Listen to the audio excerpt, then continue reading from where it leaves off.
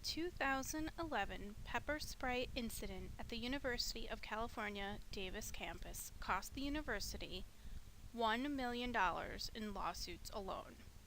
Almost more shocking than this is that the incident was preventable.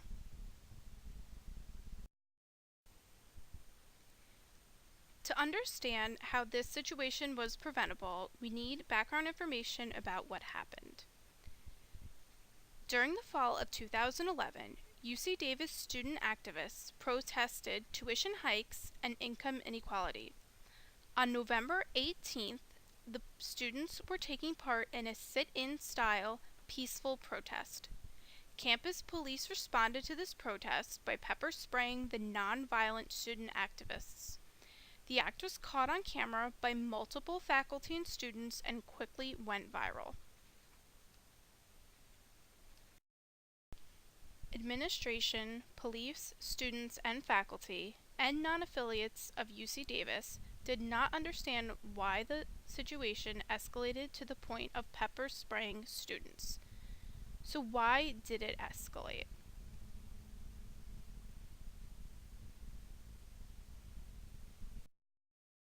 To understand the decisions leading up to the incident, the leadership team of UC Davis must be examined. The leadership team was comprised of 11 individuals, based on their availability, who formed a non-formal group who dealt with the decisions regarding student protests and other similar issues. Members of the group included Chancellor Katehi, Vice Chancellors Hexter, Meyer, and Wood, Chief of Staff, Campus Counsel, Campus Police Chief Spicuza, Assistant Vice Chancellor of Student Affairs, the Executive Director of Strategic Communications, and the new Service Director.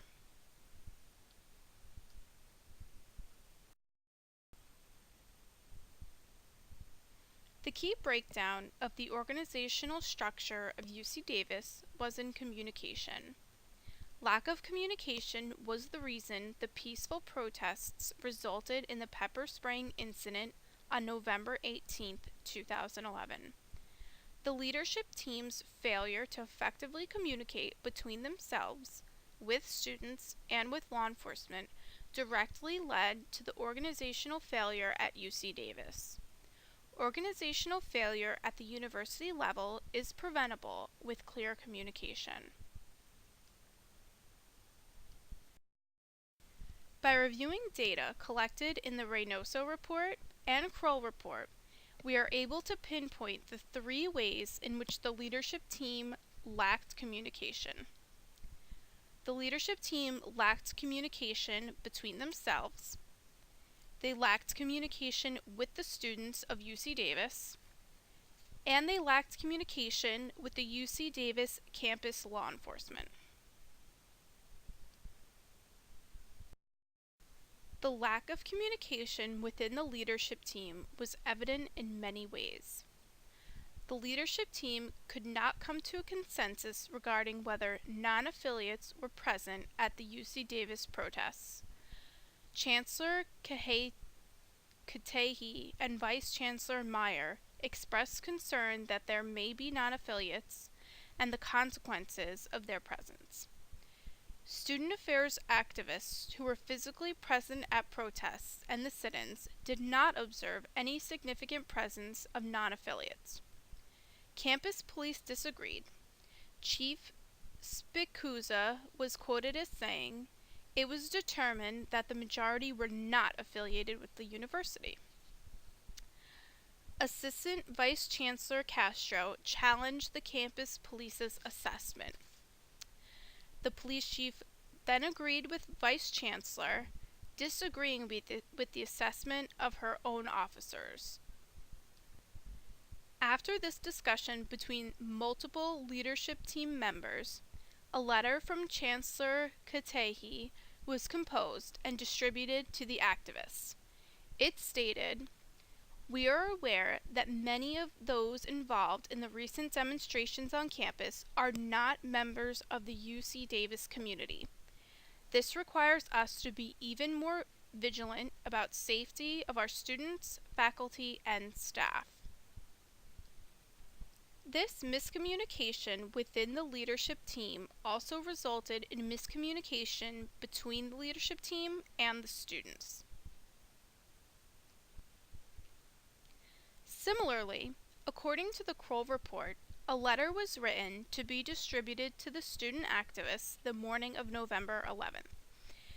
This letter was originally written by the communications director on the night of November 10th and edited at least 6 times by multiple members of the leadership team, but it was not edited cohesively. Each member handled it separately, and some corrections and edits did not make it to the final draft of the letter. Furthermore, Chancellor Katehi denied seeing or editing the letter. The Kroll investigation found records that indicated otherwise, that she did in fact see the letter, edit it, and approve it. According to the Reynoso report, as decisions were emerging from the leadership team, conflicts in understanding existed. As the Kroll report said, when decisions were made, they were not often sufficiently articulated, and key decisions were often understood to mean different things to different people. The picture that emerges is of a decision-making structure and process where, based on incomplete information, the leadership team made significant tactical and policy decisions that were not uniformly understood even among leadership team members.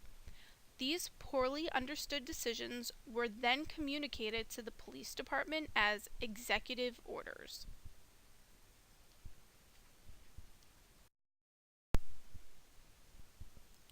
In trying to communicate with students, the UC Davis leadership team fell short.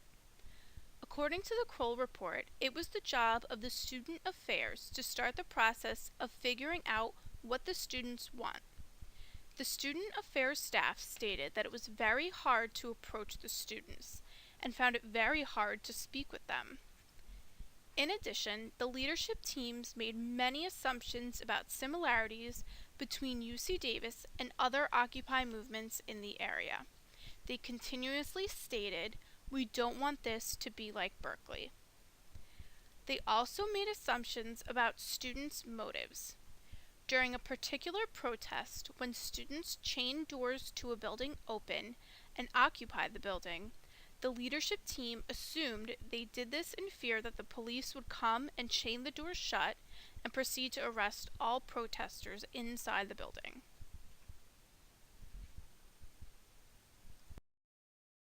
The leadership team also had serious lack of communication with campus law enforcement. Due to the decision-making process of the leadership team, the campus police felt as if they were taking executive orders from Chancellor Katehi. It was on Katehi's command to remove tents on the campus at 3 p.m. Many officers disagreed with the timing. The leadership team reported that there was no real objection to the timing of the removal of the tents, but the campus police disagreed, saying they did vocalize the concern. The campus police also were unclear about the order to remove the tents. According to the Kroll report, some officers stated they were ordered to remove tents, while others were under the impression they were not to remove the tents or prevent students from erecting tents. Another major miscommunication was whether or not the campus law enforcement officers were permitted to use force or not. According to the Kroll report, the use of pepper spray, batons, or hands-on physical force was never discussed. The only guidance given to the campus police by the leadership team was Katehi did not want it to be like UC Berkeley, where force was used on students. Chancellor Meyer did not share Katehi's understanding of not being like Berkeley as no force, and though he did understand her wish for nonviolence, he thought some force was acceptable and would be necessary. Others interpreted the idea that if the police met resistance, they would back off. On the day of the pepper spray incident, Chief Spikuza and her officers were not on the same page. Some were ready to use force, Some officers were unsure, and others were determined not to resort to force. The lack of communication of orders from the leadership team led to the breakdown of communication between the campus law enforcement officers.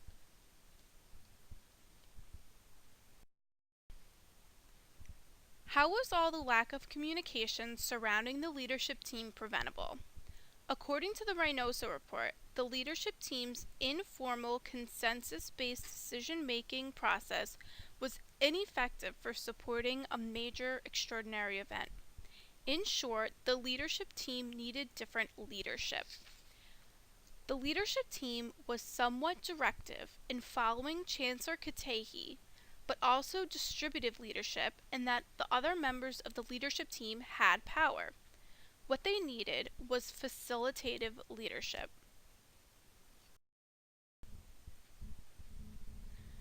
Facilitative leadership is authoritative, explicit, and developmental.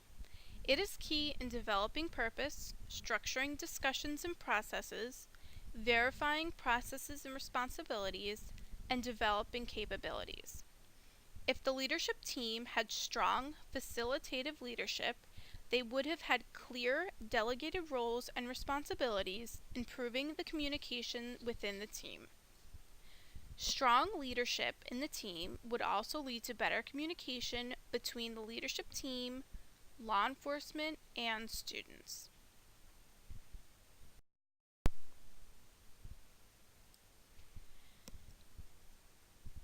Leadership team norms. The leadership team had little experience working together, especially in such a high-stress situation. They developed norms while working, but they were incorrect.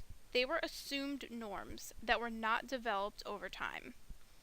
According to Tuckman, teams can only perform after forming, storming, and norming. The UC Davis leadership team did not have enough time for storming and norming. They were unable to develop clear leadership and come to true agreement and consensus.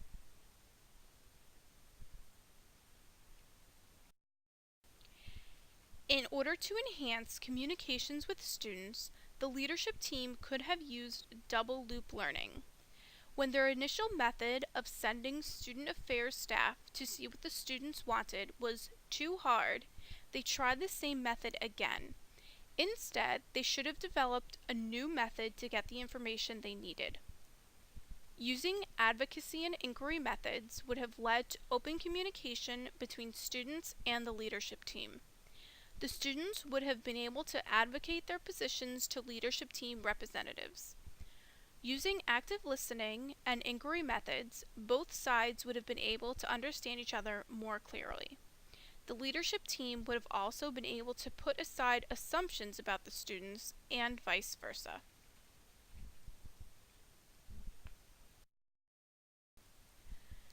How can other universities, such as Rutgers, learn from the unfortunate pepper spray incident at UC Davis?